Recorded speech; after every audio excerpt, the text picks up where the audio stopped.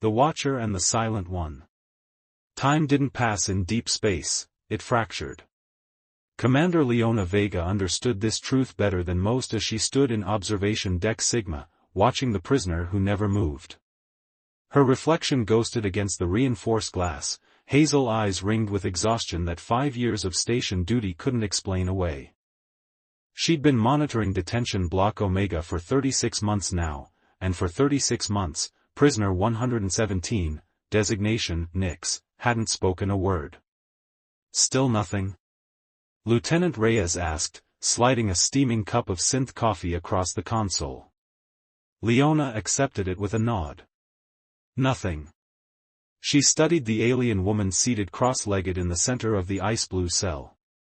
Nix's crystalline skin caught the low light, refracting it into tiny rainbows against the sterile walls. Her long, midnight purple hair fell in spirals around her shoulders, partially obscuring the iridescent markings that traced her spine. Command thinks she's defective, Reyes said, scrolling through the day's reports. 5 years of silence. Most Viridians break after 2. Leona said nothing. The official files labeled Nix as a captured insurgent from the Viridia system, dangerous, uncooperative, possibly psychologically damaged. But something about those details had never aligned with what Leona observed, the perfect stillness that spoke not of emptiness but of intentional presence, the slight adjustment of posture that coincided with shift changes, the way her breathing synchronized with the station's air recycling system. She's not broken, Leona said. She's waiting. Reyes snorted. For what? Divine intervention? The war ended 3 years ago. The station's night cycle engaged, bathing the observation deck in soft blue emergency lighting. As the overhead systems powered down, Leona noticed something strange, a flicker of movement from Nix's cell. She leaned forward, coffee forgotten. Did you see that? See what? But Leona was already enhancing the feed. For the first time in recorded memory, Nix had shifted position, just slightly, her head tilting toward the camera. Not just any camera. The one directly linked to Leona's personal monitoring station. She knows I'm watching, Leona whispered. Commander, with all due respect, you've been pulling too many doubles. Reyes gathered his datapad. Get some sleep. After Reyes left, Leona's personal terminal chimed with an incoming transmission. Classified. Director-level access only. Her authorization codes unlocked a manifest that made her blood freeze. Transfer Order, 279-B. Asset, Prisoner 117, Nix. Exchange, Research Materials/Neural Inhibitors. Recipient, Helios Mining Consortium. Execution, 0600 hours. She read it 3 times, disbelieving. They were trading Nix, a sentient being, for mining equipment. No hearing. No official release. A backdoor deal that violated at least 7 Federation protocols. Leona's hand hovered over the communication panel. She could report this. Should report this. But to whom? The Directive Board Director reads authorization code. Going above him meant contacting Federation headquarters, which would take days. By then, Nix would be gone, sold to a mining operation notorious for using biological tools in toxic environments. No one survived that longer than a year.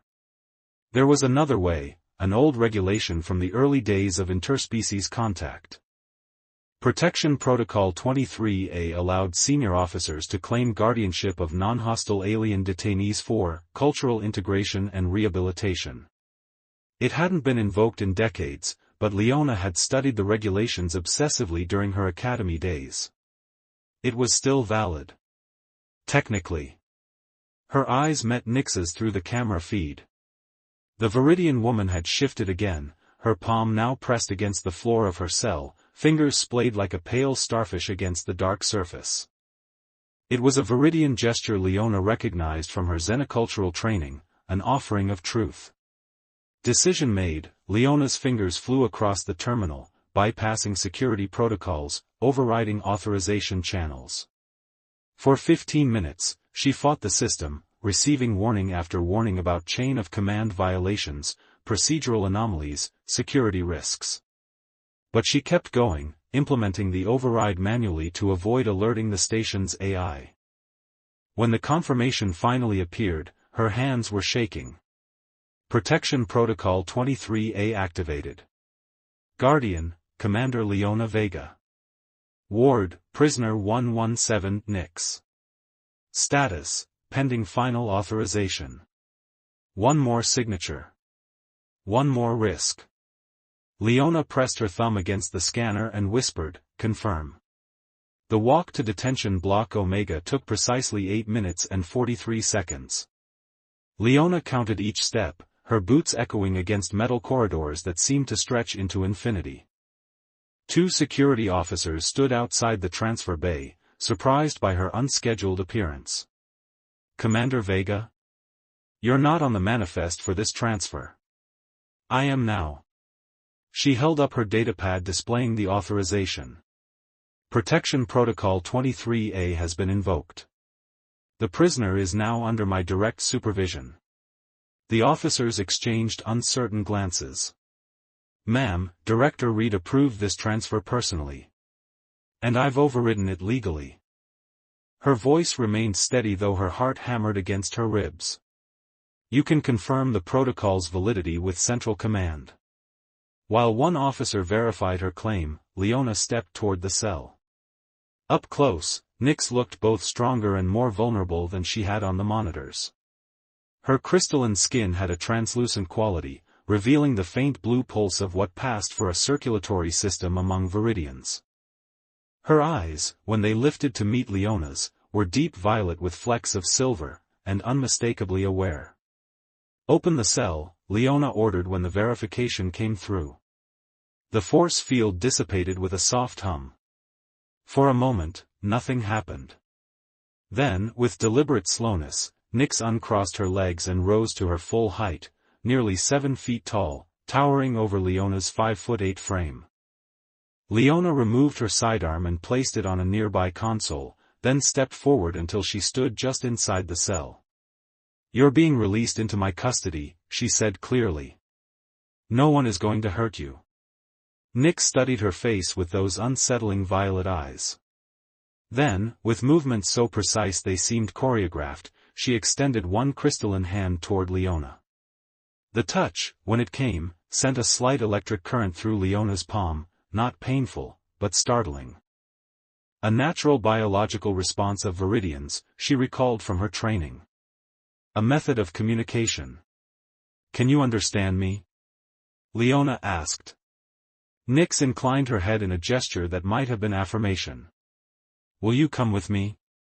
Another slight nod, and Nix stepped forward, her bare feet making no sound against the metal floor. The security officers watched with undisguised tension as Leona led the Viridian from the cell. "Director Reed will hear about this," one muttered. "I'm counting on it," Leona replied. The journey to Leona's quarters was silent but charged with an electricity that had nothing to do with Viridian biology. Every passing officer stared, some with curiosity, others with unmistakable hostility. Nix observed everything with quiet intensity, her gaze cataloging exits, surveillance points, potential threats. Not the behavior of someone broken, Leona noted. The behavior of someone surviving. When they reached her living space, a small but private officer's cabin on Deck 7, Leona keyed in her access code and gestured for Nix to enter. "It's not much," she said, suddenly self-conscious of the sparse furnishings, a narrow bed, a desk strewn with reports, a small food preparation unit, and a tiny viewport that offered a sliver of starscape. "But it's secure. And warm." Nix drifted to the center of the room, her movements liquid and precise. She touched nothing, simply absorbed her surroundings with those watchful eyes. Leona activated the food unit. "Are you hungry?" The system has Viridian nutritional profiles. No response. "Water, then?" When Nix remained motionless, Leona filled a cup anyway and set it on the desk, then stepped back to give the alien space. "You can sit if you want." She gestured to the room's only chair. "Or use the bed. I'll sleep on the floor." Slowly, cautiously, Nyx moved to the chair and perched on its edge, spine straight, hands folded in her lap. The posture reminded Leona of meditation, or readiness for flight. "You're safe here," Leona said, though she knew the words might mean nothing. "No one will transfer you without my authorization. And I won't give it." The silence stretched between them, not uncomfortable but weighted with unspoken questions. Just as Leona was about to step away, Nyx's lips parted. "Why?" The word emerged as a whisper, rough from disuse but unmistakable. Leona froze, scarcely believing what she'd heard. 5 years of silence, broken with a single question. "Because it was wrong," Leona answered simply. "What they were going to do to you." Nyx's head tilted slightly. "Not that." Her voice strengthened. "Why, watch me. Every day. 397 rotations. Same time." Leona felt a chill race down her spine. Nyx hadn't just been aware of being watched, she had been counting. "I don't know," she admitted. "Something about you seemed present. Not empty. Not defeated." "Recognition," Nyx said, the word carefully formed. "You know silence. Not fear. Waiting." The observation struck Leona like a physical blow. She sank onto the edge of her bed, suddenly aware of how transparent she must have been to those violet eyes. How many hours had she spent watching Nyx, never considering that Nyx might be studying her in return? "What are you waiting for?" Leona asked. Nyx lifted the water glass, examining it as though it contained secrets rather than standard station recycled water. She took a small sip before answering. "Someone who sees me." That night, Leona made a pallet on the floor beside her desk, offering Nyx the bed. The Viridian didn't sleep immediately, or perhaps didn't sleep at all. In the dim glow of the night cycle lighting, Leona could see her silhouette at the viewport, motionless as she gazed at the stars. Just before exhaustion claimed her, Leona heard a whisper like crystal chimes in a gentle breeze. "Thank you, Commander." And for the first time in 5 years, both the Watcher and the Silent One rested without fear breaking the frost. Morning arrived on Helios 7 with the artificial precision of a station designed to mimic Earth's rhythms. Leona woke to find Nyx seated cross-legged on the floor, facing the viewport where distant stars glittered against the void. The Viridian's crystalline skin caught the light, casting prismatic patterns across the cabin walls. "Did you sleep?" Leona asked, voice rough from rest. Nyx turned, her movements fluid and deliberate. "Viridians don't require sleep as humans understand it. We enter restoration cycles." A pause. "But yes. I rested." The fact that Nyx was speaking, full sentences now, her voice clear and melodic, still startled Leona. 5 years of silence broken in the span of hours. Her personal comms unit chimed with an urgent tone that made both of them tense. The message was brief and cold. "Commander Vega, report to Director Reed immediately." Subject, unauthorized protocol activation. "They're angry," Nyx observed. "They'll survive it." Leona stood, straightening her uniform. "I need to face this. You should stay here where it's safe." Nyx rose to her full height, towering presence somehow both intimidating and vulnerable. "No. If they question your judgment, they should see what you protected." Leona studied the determined set of Nyx's jaw, the subtle electrical charge humming beneath her translucent skin, signs of emotion in a Viridian. "Are you certain?" 6 years ago, I chose silence because speaking changed nothing. Now I choose to be heard." They walked together through corridors that seemed narrower with Nyx's tall form beside her. Station personnel stared openly, some with curiosity, others with unmistakable hostility. News traveled fast in the confined society of a space station, and by now everyone knew Commander Vega had claimed guardianship of the silent alien prisoner. Director Tomas Reed was waiting in the command center, his thin face tight with controlled fury. Behind him stood Security Chief Julian Frost, whose cold blue eyes tracked Nix's every movement with predatory intensity. "Commander Vega," Reed began, not bothering to hide his displeasure, "you've created quite the situation." "I followed protocol, sir." "You circumvented a director-authorized transfer." "I prevented an illegal exchange," Leona countered. "Sentient beings aren't trade commodities, regardless of their status as prisoners." Reed's eyes narrowed. "The Helios Mining Consortium has filed a formal complaint. They were promised specific assets." "I am not an asset," Nix interrupted, her voice resonating through the room with unexpected authority. "I am Nix Valantier, third Sentinel of the Viridian Peace Council." The room fell silent. Even Reed seemed momentarily speechless at hearing the supposedly mute prisoner speak. Chief Frost recovered first, stepping forward with a sneer. "Peace Council? Is that what they call insurgents now?" "I was no insurgent," Nix replied. "I was a mediator, sent to negotiate between your Federation and the Outer Rim colonies. My ship was attacked, my crew killed. I alone survived." "Convenient story," Frost said. "And one that contradicts all our intelligence reports." Leona turned to Reed. "Sir, if what she says is true." "It changes nothing," Reed cut in. "Protocol 23A was intended for cultural exchange, not for protecting high-value prisoners. Chief Frost has identified multiple security concerns with your arrangement." Frost nodded, clearly satisfied. "For starters, the Viridian hasn't undergone proper decontamination procedures for close-quarters habitation. She's been in isolation for 5 years for good reason. Medical cleared her years ago," Leona argued. "Additionally," Frost continued as if he hadn't heard, "there's the matter of her abilities. Viridians are known empaths, some reports suggest limited telepathic capabilities. Having such an entity in an officer's private quarters creates an unacceptable security risk." Nix's expression remained impassive, but Leona could see the subtle darkening of her skin, a sign of distress or anger. "Chief Frost will be conducting a full security review," Reed announced. "Until then, the Viridian returns to containment." "That's not what Protocol 23A stipulates," Leona countered. "Once guardianship is established, it cannot be revoked without evidence of danger or harm." Reed's face flushed.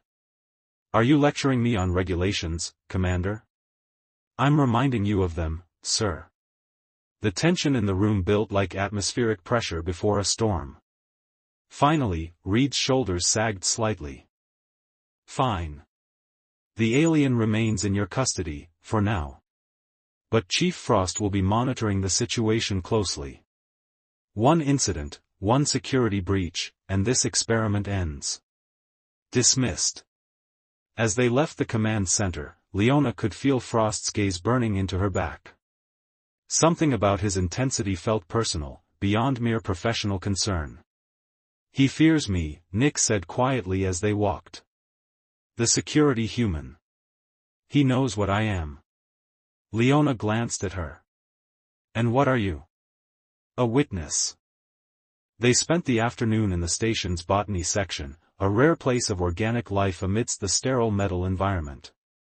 Nix moved among the plants with reverence, occasionally touching a leaf or flower with fingertips that left tiny sparks of bioluminescence where they made contact. "Plants respond to Viridian energy," she explained. "We share life force more easily with flora than fauna." Leona watched her, struck by the transformation. Gone was the motionless prisoner, in her place stood a being of grace and knowledge. "Why didn't you speak?" she asked finally. "All those years?" Nix's luminescent markings dimmed slightly. "When I arrived, I tried. I told them who I was, what had happened to my ship. They didn't listen." She touched a flowering vine that curled toward her fingers as if seeking warmth. Then I saw how they treated those who resisted, the experiments, the neural suppressants. So I chose another path. Silence. Strategic patience, Nix corrected. I knew someday, someone would look beyond what they were told to see. I waited for you, Leona Vega. The intimacy of hearing her full name in Nix's melodic voice made Leona's chest tighten. You couldn't have known I would come. I didn't need to know who. Only that someone would. Nix met Leona's gaze. My people believe that souls recognize each other across time and space. When you watched me, I felt your recognition. Your understanding of silence not as emptiness but as power. Before Leona could respond, the lights in the botany section flickered. Once, twice, then steady again.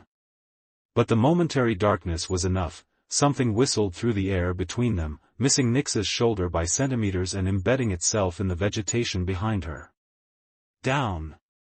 Leona shouted, pulling Nix behind a hydroponic tank as another projectile struck nearby. The attack ended as abruptly as it began. When station security arrived minutes later, they found nothing except two small metal darts with traces of a neural toxin specifically formulated for Viridian physiology.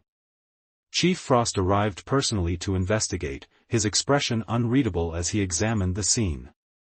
Unfortunate incident, he said, though his tone suggested anything but regret.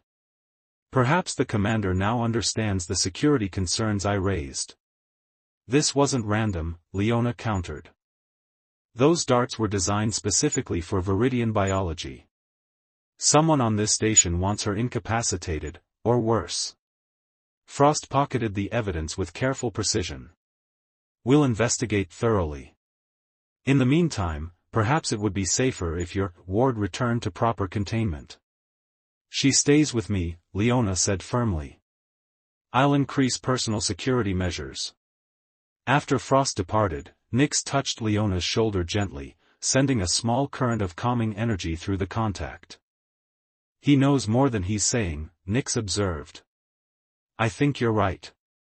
But why? What's so important about keeping you silent? Nix's expression darkened. Before my capture, I discovered evidence that certain Federation officials were collaborating with the Outer Rim insurgents, providing weapons, intelligence, even coordinating attacks to justify military expansion. My mission was to present this evidence to your Federation Council. And your ship was attacked before you could deliver it. Yes. The data was embedded in my neural pathways using Viridian bioencryption. It can only be retrieved through a consensual mind link with another Viridian diplomat or a Federation truth reader. Leona's mind raced. So as long as you remained silent, the information remained secure. Those who arranged my capture assumed I would eventually break under isolation. When I didn't, they decided to trade you to the mining consortium, where you'd either die or be too damaged to ever access the memories. Leona felt sick at the realization. Frost must be involved. That night, they sat together in Leona's quarters, planning their next move. The station hummed around them, the recycled air tasting of metal and hidden threats. I could request transfer back to Federation headquarters, Leona suggested. Get you directly to the council. They would never approve it, Nix countered. Not with Frost watching our every move. Leona paced the small confines of her quarters. Then we need to find a way to expose him, to reveal what he's hiding. Nix rose and moved to stand before her, stopping Leona's nervous movement with a gentle touch. In the dim light, her crystalline skin seemed to glow from within, illuminating the space between them. There is another way, she said softly. A partial mind link. Not enough to transfer the full data, but enough to show you the truth of who I am. What I know. Is it dangerous? For me, no. For you. Nix hesitated. It will create a connection between us. Temporary, but real. You would carry fragments of my consciousness within you for a time. Leona considered this, studying the face that had become so familiar over years of observation. "I trust you," she said finally. Nyx raised her hands, framing Leona's face without quite touching her skin. "Close your eyes," she whispered. "Open your mind." The connection, when it formed, was like nothing Leona had ever experienced, a rush of sensation, memory, and emotion that transcended language. She saw Nyx's world through her eyes, the crystalline cities of Viridia, the sacred duty of the Peace Council, the moment of betrayal when Federation ships fired upon her diplomatic vessel. She felt Nyx's pain, her resolve, her endless patience during years of silence. And she understood with sudden clarity what they needed to do. The connection faded slowly, leaving Leona breathless. Nyx's hands had moved to her shoulders, steadying her. "Now you know," Nyx said quietly. "Yes." Leona's voice was steady despite the tears on her cheeks. "And now we act." The next morning, they invited Chief Frost to the botany section to discuss security arrangements. He arrived with 2 officers, hand resting casually on his sidearm. "Commander Vega," he greeted her coldly. "I'm surprised you returned to the scene of yesterday's unfortunate incident." "I thought it appropriate," Leona replied, "considering what we discovered." Frost's expression hardened. "And what exactly did you discover?" Leona activated her datapad, displaying station security logs. "Interesting anomalies in the access records. Someone used director-level clearance to enter restricted weapons storage yesterday, precisely 17 minutes before the attack. Security breaches are my department, Commander. I'll handle the investigation. I've already cross-referenced the biometric data," Leona continued as if he hadn't spoken. "It matched yours, Chief Frost. Or should I call you by your Outer Rim code name? Frostbite, wasn't it?" The color drained from Frost's face. His hand moved toward his weapon, but Nyx stepped forward, her crystalline form pulsing with energy. "The evidence Nyx carries implicates you and 3 other high-ranking Federation officials in war crimes," Leona said. "Her testimony would destroy everything you've built. That's why you arranged her transfer, to silence her permanently." "You have no proof," Frost snarled, but his eyes betrayed his panic. "We have enough," Leona countered. "Station communications have been monitoring this conversation, and I've already transmitted a secure data package to Federation headquarters containing everything we know, including the fragments of memory I received from Nyx." The security officers exchanged uncomfortable glances, clearly unsure whose orders to follow. "You'd risk everything for an alien prisoner?" Frost asked, his voice tight with disbelief. Leona looked at Nyx, seeing not the silent captive but the woman who had endured years of isolation without surrendering her truth. "I'd risk everything for justice," she corrected. "And for someone who never gave up, even when everyone else did." When Federation investigators arrived 3 days later, they found Chief Frost in custody and a full dossier of evidence against him and his co-conspirators. The case would take months to unravel completely, but the immediate result was Nyx's official recognition as a diplomatic envoy rather than a prisoner. On their last night together before Nyx would depart for Federation headquarters, they stood side by side at the viewport in Leona's quarters, watching the stars. "What will you do now?" Nyx asked. "I've requested reassignment," Leona replied. "There's an opening on the diplomatic security team that will be escorting you." Nyx's skin brightened with pleasure, casting rainbow patterns across the room. "You're coming with me? If you'll have me." Leona reached out hesitantly, and Nyx took her hand, their fingers intertwining. The familiar electrical current passed between them, no longer strange but comforting. "My people have a saying," Nyx said softly. "When 2 souls recognize each other across the void, not even time can keep them apart." Leona smiled. "I like that." "I waited 5 years in silence," Nyx continued. "I would have waited 5 more to find someone who could truly see me. And I spent 3 years watching you, never understanding what I was looking for until I found it." Outside the viewport, a shooting star traced a brilliant path across the darkness, a rare sight this far from any planetary system. They watched it together, two souls who had found each other across impossible distances, breaking through silence and frost to forge something new and luminous between them. Not an ending, but a beginning.